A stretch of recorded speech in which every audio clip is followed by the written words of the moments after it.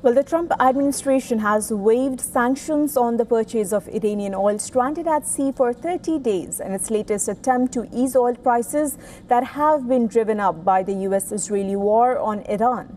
The latest authorization is limited to oil in transit and does not allow new purchases or production. Treasury Secretary Scott Bessent said that the waiver will bring some 140 million barrels of oil to global markets and help relieve pressure on energy supply. He added that temporarily unlocking the existing supply for the world will help relieve the pressures on supply caused by Iran.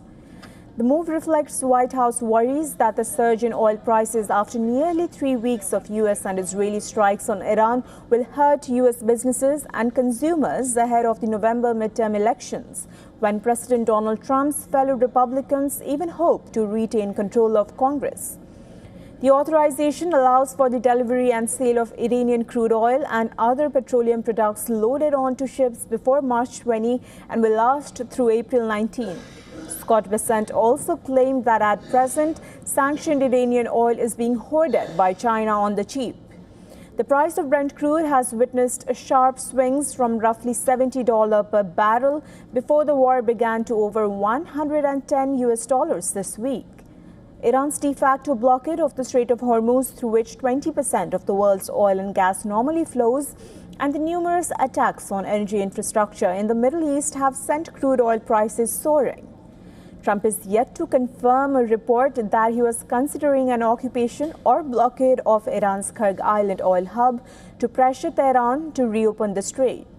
The U.S. president has repeatedly said he does not plan to send ground troops into combat with Iran, but the Wall Street Journal reported that an additional 2,200 to 2,500 U.S. Marines were headed to the region.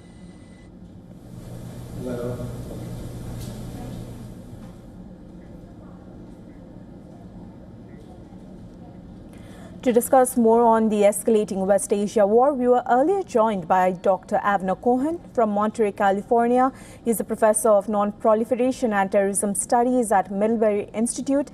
Listen to what he had to say. Well, the Arab Gulf states are in a very, very precarious situations.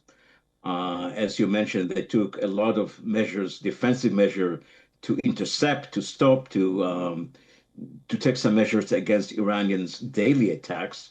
In fact, until a day or 2 days ago, Iran attacks more of those states than Israel.